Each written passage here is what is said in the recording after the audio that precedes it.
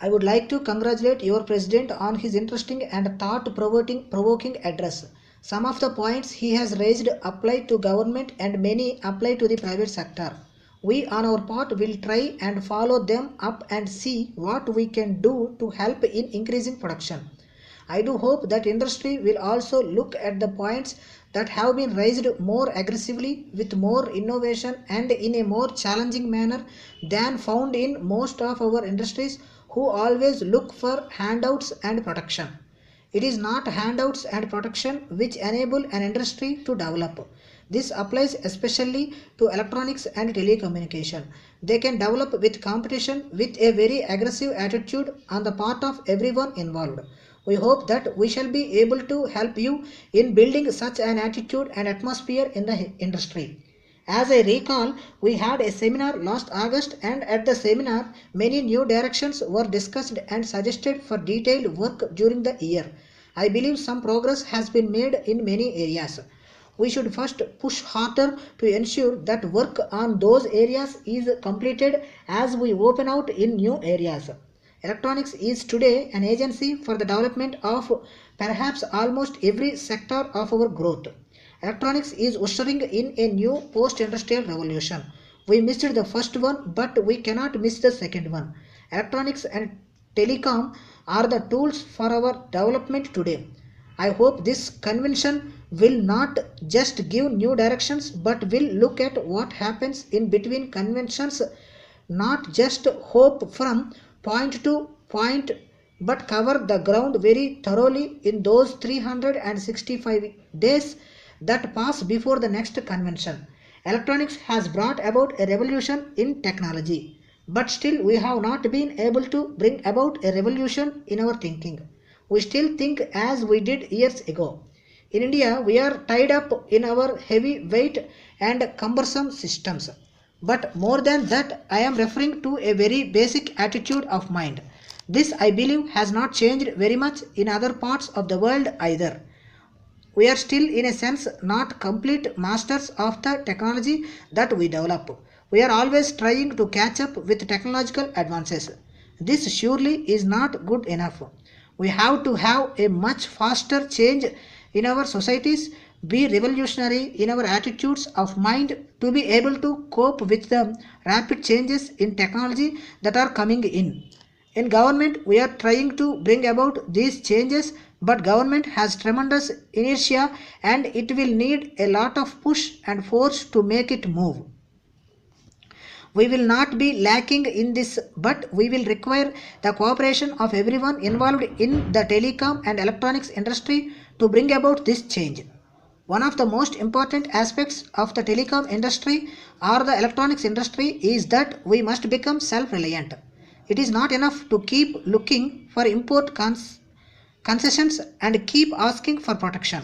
Self-reliance will have to be the key.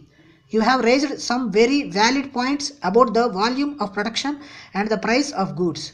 We shall have to study these to see how we can give you enough volume of production to satisfy the requirement of research and development which is essential. There is today almost no real research and development being done within the country. We must not fall into the trap of mere imitative research. This is what I meant when I said there was no real research and development, because with some exceptions, our investment in research and development is in terms of replacing what has already been discovered and invented and manufactured elsewhere by something of our own. This is important. But what is more important is to take that qualitative jump into real frontline thinking. This is still not taking place in the way it should in India. We are still looking towards what others are doing. We have seen their discoveries and we have read about them. They are not accessible to us because of restrictions. So we channelize our research and development to try and work out how they did it. In some areas like defense, we are on the borderline and we are on the verge of crossing over into really frontline thinking, which will then lead to the truly frontline technologies. One area which has not been exploited enough, where a lot of money is available, is the farm sector. There are areas in electronics which are of direct benefit to the farmer. Today he has the financial capacity to pay for them. But what is available is too expensive and it does not reach out to where he is. So we should look at what we can do to reach out to improve our agriculture.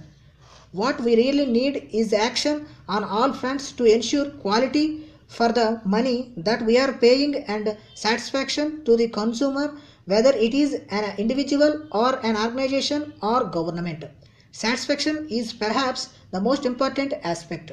What the consumer will need at any given point is a judicious mix of our own technology mixed with certain amounts of imported technology.